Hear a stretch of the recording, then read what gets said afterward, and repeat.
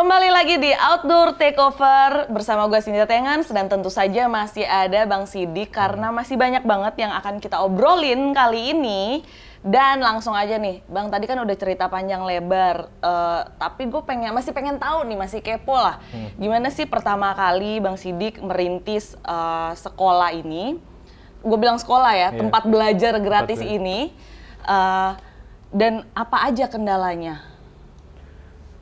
Oke, gue cerita dari pertama banget ya. Awal mula itu gue sama Bang Maskur, beneran dia ada itu di belakang. Jadi gue dada-dada nggak dibalik balik. Mas, dada-dada balik dong. Jadi awal mulanya itu ada sebidang tanah milik pemerintah, itu sebagiannya dijadikan tempat sampah. Nah itu terus bikin base camp yuk di sini gitu. Ya udah dulu ketika itu kebetulan saya punya komunitas sepatu kusam itu. Ya udah akhirnya kita bikin base camp di sini. Udah kita mulai beberes ya kan. Nah seiring waktu akhirnya setelah tadi yang saya paparkan di depan ada banyak macam kegiatan. Akhirnya kenapa sih kita nggak manfaatin base camp ini buat yang lebih bermanfaat lagi. Jadi bukan hanya kita sebatas kita lagi ngumpul doang. Akhirnya mulai deh tuh kepikiran buat ide bikin sekolah. Maksudnya itu belajar di alam gitu. Maksudnya biar metodenya itu lebih asik gitu. Jadi kita belajar sekaligus kenalin sama tumbuhan, sama yang ada di lingkungan tersebut. Ya, dulu kita konsennya ke pengolahan sampah dan pengenalan tumbuhan selain membaca. Nah, akhirnya kita seiring waktu kita bikin saung. Nah, awal mula sih banyak ya yang berstatement negatif itu ngapain sih di belakang ya kan ya. Dia wah jangan-jangan gitu mau bikin base camp buat maaf ya anak-anak zaman sekarang kan mabok atau gimana. Tapi alhamdulillah seiring waktu ketika masyarakat melihat kegiatan itu positif, alhamdulillah akhirnya didukung.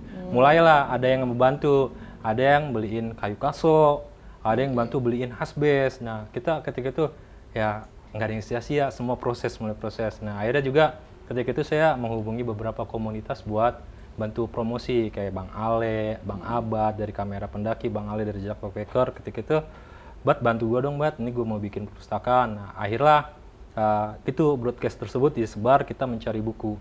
Dan di sini perjuangan beratnya ketika selain pendanaan kita itu mengumpulkan buku-buku yang berkualitas untuk anak gitu.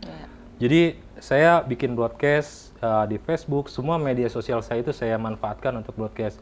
Dan dalam pengambilan buku saya sendiri yang ambil, bahkan sampai ke Jawa Barat. Jadi setelah itu kita sortir, yang mana sih yang layak untuk anak-anak kita sortir, akhirnya berdirilah. Nah setelah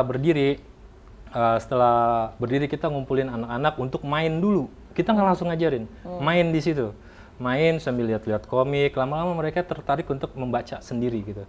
Nah barulah kita nyelip di situ. Setelah itu sudah mulai terkonsep, akhirnya kita buat gebrakan, yaitu ketika itu tandur aspal melawan pemanasan global. Ketika itu saya berterima kasih banget, sekali lagi saya sebut Saung Kusut. Ketika itu benar-benar mereka benar-benar ngebantu dan secara apa sih namanya, kalau totalitas banget di dalam membantu proyek ini. Akhirnya di kegiatan tandur aspal tersebut, kemudian juga Mbak Ayu ini yang punya store ini, Mbak serta Medina Kamil memberi support melalui video pendek. Akhirnya acara itu alhamdulillah sukses banget di luar ekspektasi. Jadi dulu kita gambaran kita paling datang acara nanam di Jakarta gitu loh. Paling 20 orang, ternyata ketika kita lihat list di buku tamu itu 200 orang lebih. Dan dibuka langsung oleh Pak Lurah. Jadi ketika itu kita mendapat kepercayaan dari Pak Lurah, akhirnya semakin banyak masyarakat yang mendukung kegiatan positif kita.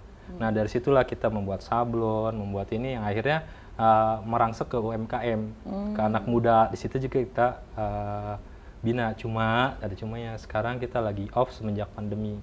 Jadi hampir 2 tahun ini kita off dulu karena memang satu aturan pemerintah, yang kedua juga keterbatasan dana sih buat bayar guru pengajar. Oke. Nah Bang, gue pengen tahu nih, ada nggak sih masukan atau saran buat teman-teman anak muda di luar sana yang juga ingin merintis suatu kebaikan seperti Abang nih? Apa sih yang bisa dilakukan? Prosesnya bagaimana? Apakah takutnya biasanya kan pasti ada benturan-benturan, kendala-kendala tuh pasti ada. Jadi biar mereka juga melihat bahwa memang berproses tidak selamanya di atas terus, tidak selamanya baik-baik aja, tapi ada turun naiknya. Nah, ini dia bisa nggak ada masukan atau saran dari Bang Sidik? Yang pertama sih dari lawannya ya, lawan terberat adalah diri kita sendiri katanya. Jadi ketika kita mau melakukan itu, aduh males gitu ya. Ini buat apa sih? Hasilnya apa gitu? Dan buat siapa? Bahkan ini sebagian teman saya, ini nggak tahu julukan, nggak tahu nyanjung, nggak tahu gimana, yang jelas Sidik itu orang gila gitu. Jadi kayak misalkan dari anak-anak CP nama Bang Gila gitu, sampai dipanggil Bang Gila karena dia itu nggak pernah nyari profit atau keuntungan dari apa yang dia lakukan. Jadi ketika lu melakukan sesuatu kegiatan, ya yang lu harus lakukan ya lu siap rugi gitu, dan lu siap dicela. Jadi ketika gue nih bikin itu bersama Bang Maskur, itu celaan banyak banget Kak. Mulai dari ngapain sih bersihin sampah, biarin aja itu jadi tempat sampah gitu. Jadi terus juga maaf ini sedikit ranah sensitif juga, sempat juga kena fitnah di situ karena di situ tuh ada janda cantik nih. Jadi di situ tuh dulu ada janda. Dikira modusin kali ya. Iya. Lucu nih guys. Beredarlah gosip itu, ya kan? Beredarlah gosip itu. Cuma ya ketika itu alhamdulillah saya punya istri yang memang nggak cemburuan, ya nggak tahu sih. Lah ya. Maksudnya dia tahu niat saya, akhirnya walaupun orang-orang sekitar bilang modus atau gimana, cuma seiring waktu berjalan, alhamdulillah ya sekarang fan-fan aja. Terbukti berarti emang niatnya apa ya? Niatnya tulus. Setuju sih dengan apa kata Bang Sidik, kita harus paham dulu fokus kita nih apa. Kalau enggak, tantangan yang ada di depan mata udah kelar kita.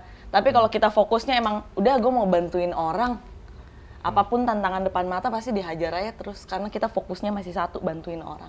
Iya. Terus juga yang kedua, ya capek sedikit sama keluar duit. Iya. Nah, jadi maksudnya gimana ya? Ya kita bikin kegiatan itu nggak mungkin kita bisa langsung dapat sponsor atau dapat respon dari orang gitu.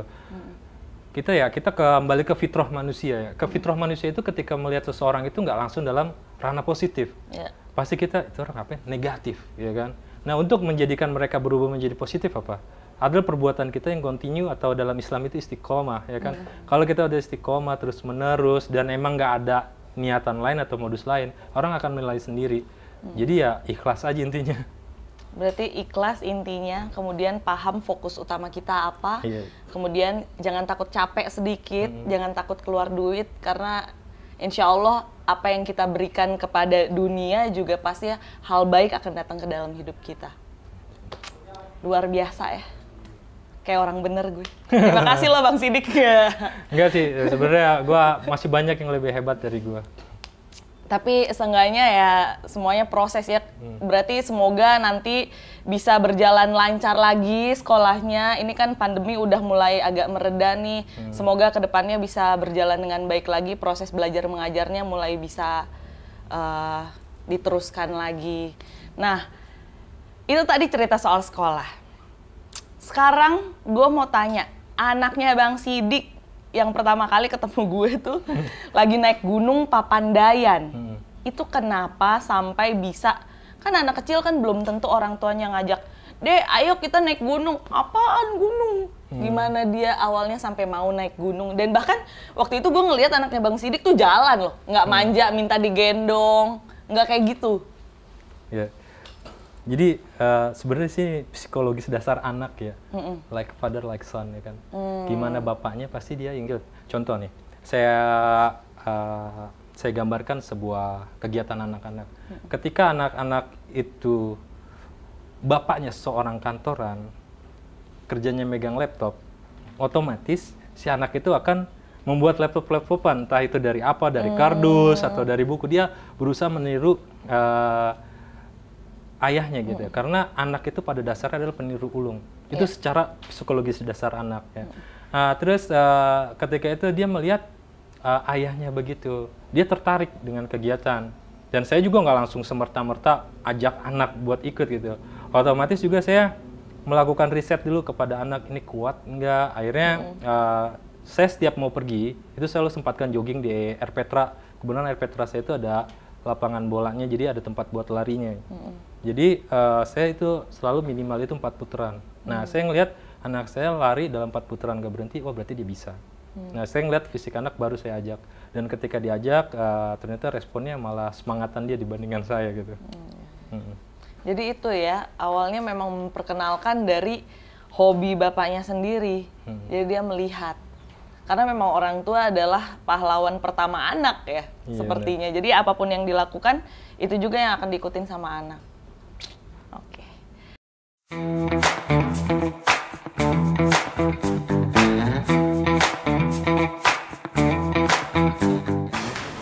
Mas, kalau saya mau cari sendal outdoor, gimana ya? Makasih ya.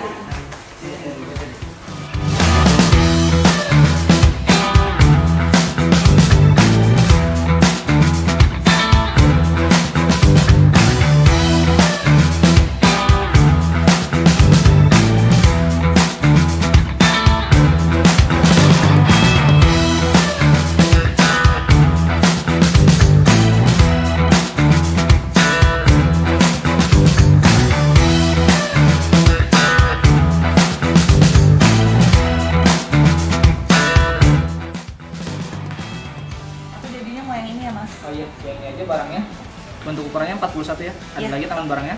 Itu aja dulu. Ini aja. Untuk barangnya, Kak.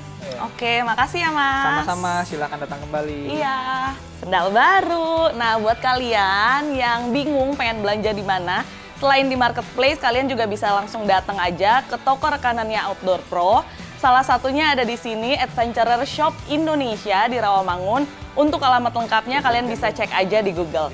Jadi kalian bisa langsung milih, nyobain produk yang kalian mau. Bye!